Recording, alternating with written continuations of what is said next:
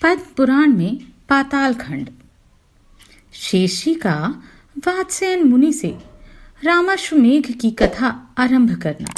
श्री रामचंद्र जी का लंका से अयोध्या के लिए विदा होना। ऋषि बोले, महाभाग सूत जी, हमने आपके मुख से समूचे स्वर्ग खंड की मनोहर कथा सुनी।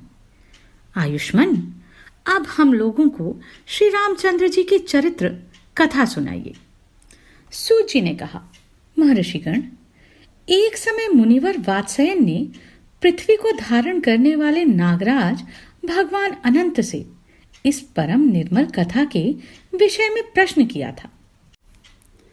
श्री वात्स्यायन बोले, भगवान शेषनाग, मैंने आपके मुख से संसार की सृष्टि और प्रलय आदि के विषय की सब बातें सुनी।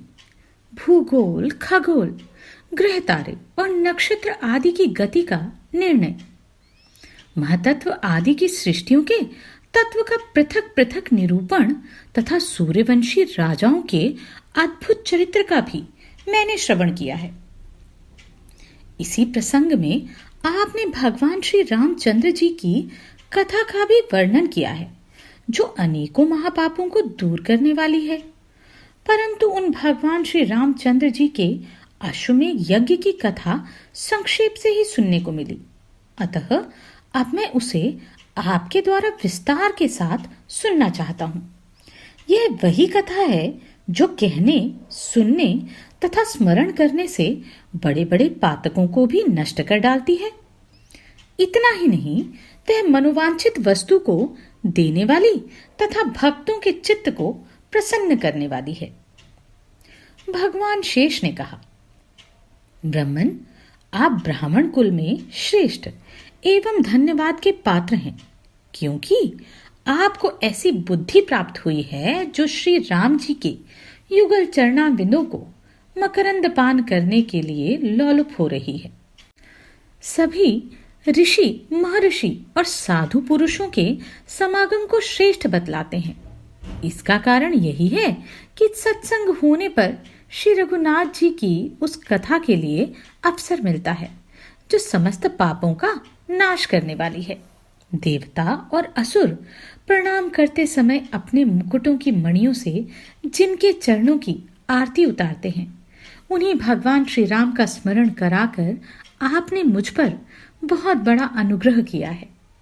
जहां ब्रह्मा आदि देवता भी मोहित होकर कुछ नहीं जान पाते, उसी रघुनाथ कथा रूपी महासागर की थाह लगाने के लिए मेरे जैसे मश्क समान तुच्छ जीव की कितनी शक्ति है। तथापि मैं अपनी शक्ति के अनुसार आपसे श्री राम कथा का वर्णन करूंगा, क्योंकि अत्यंत विस्तृत आकाश में भी पक्षी अपनी गमन शक्ति के अनुसार उड़ते ही हैं। श्री रघुनाथ जी का चरित्र करोड़ों श्लोकों में वर्णित है। जिनकी जैसी बुद्धि होती है, वे वैसा ही उसका वर्णन करते हैं। जैसे अग्नि के संपर्क से सोना शुद्ध हो जाता है, उसी प्रकार श्री रघुनाथ जी की उत्तम कीर्ति मेरी बुद्धि को भी निर्मल बना देगी। सूत जी कहते हैं, महर्षियों, मुनिवर वात्स्यायन से यूं कहकर भगवान शेष ने ध्यानस्थ हो अपनी आंखें बंद कर ली और ज्ञान दृष्टि के द्वारा उस लोकोत्तर कल्याणमय कथा का अवलोकन किया। फिर तो अत्यंत हर्ष के कारण उनके शरीर में रोमांच हो आया और वे गदगद वाणी से युक्त होकर दशरथ नंदन श्री रघुनाथ जी की विशद कथा का वर्णन करने लगे। भगवान शेष बोले, वात्स्यायन जी, देवता और दानवों को दुख देने वाले लंकापति रावण के मारे जाने पर इंद्र आदि संपूर्ण देवताओं को बड़ा सुख मिला। वे आनंद मग्न होकर दास की भांति भगवान के चरणों में पड़ गए और उनकी स्तुति करने लगे। तत्पश्चात श्री रामचंद्र जी धर्मात्मा विभीषण को लंका के राज्य पर स्थापित करके सीता के साथ पुष्पक विमान पर आरूढ़ हुए। उनके साथ लक्ष्मण, सुग्रीव और हनुमान आदि भी विमान पर जा बैठे। उस समय भगवान के विरह के भय से विभीषण के मन में भी साथ जाने की उत्कंठा हुई और उन्होंने अपने मंत्रियों के साथ श्री रघुनाथ जी का अनुसरण किया। इसके बाद लंका और अशोक वाटिका पर दृष्टि डालते हुए भगवान श्री राम तुरंत ही अयोध्यापुरी की ओर प्रस्थित हुए। साथ ही ब्रह्मा आदि देवता भी अपने अपने विमानों पर बैठकर यात्रा करने लगे।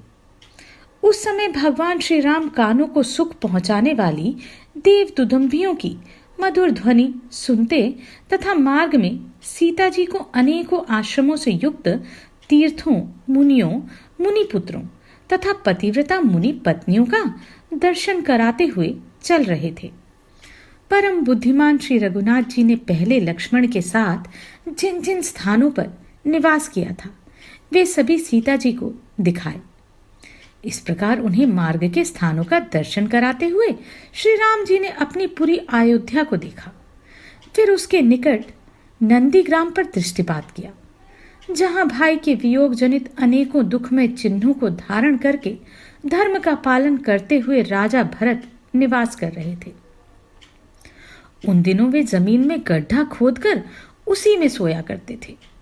ब्रह्मचर्य के पालन पूर्वक मस्तक पर जटा और शरीर में वल्कल वस्त्र धारण किए रहते थे। उनका शरीर अत्यंत दुर्बल हो गया था। वे निरंतर श्री रामचंद्र जी की चर्चा करते हुए दुख से आतुर रहते थे। अन्न के नाम पर तो वे जो भी नहीं ग्रहण करते थे तथा पानी भी बारंबार नहीं पीते थे।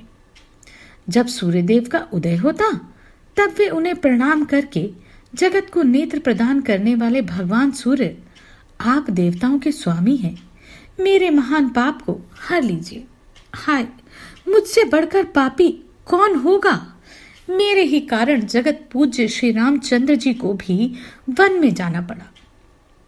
सुकुमार शरीर वाली सीता से सेवित होकर वे इस समय वन में रहते हैं। अहो, जो सीता फूल की शैया पर पुष्पों की डंठल के स्पर्श से भी व्याकुल हो उठती थी और जो कभी सूर्य की धूप में घर से बाहर नहीं निकली, वे ही पतिव्रता जनक किशोरी आज मेरे कारण जंगलों में भटक रही है, जिनके ऊपर कभी राजाओं की भी दृष्टि नहीं पड़ी थी। उन्हीं सीता को आज किरात लोग प्रत्यक्ष देखते हैं, जो यहाँ मीठे मीठे पकवानों को भोजन के लिए आग्रह करने पर भी नहीं खाना चाहती थी। वे जानकी आज जंगली फलों के लिए स्वयं याचना करती होंगी। इस प्रकार श्री राम के प्रति भक्ति रखने वाले महाराज भरत प्रतिदिन प्रातः काल सूर्योपस्थान के पश्चात उपर्युक्त बातें कहा करते थे। उनके दुख सुख में समान रूप से हाथ बटाने वाले शास्त्र चतुर नीतिज्ञ और विद्वान मंत्री जब भरत जी को सांत्वना देते हुए कुछ कहते, तब वे उन्हें इस प्रकार उत्तर देते।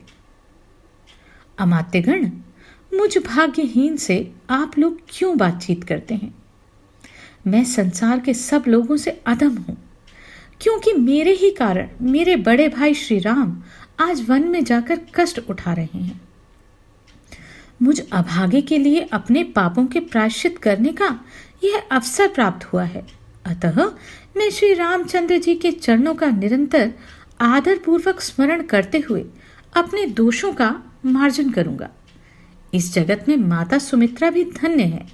वे ही अपने पति से प्रेम करने वाली तथा वीर पुत्र की जननी है, जिनके पुत्र लक्ष्मण सदा श्री रामचंद्र जी के चरणों की सेवा में रहते हैं। इस प्रकार भ्रातृवत्सल भरत जहां रहकर उच्च स्वर से विलाप किया करते थे, उस नंदीग्राम को भगवान श्री राम ने देखा।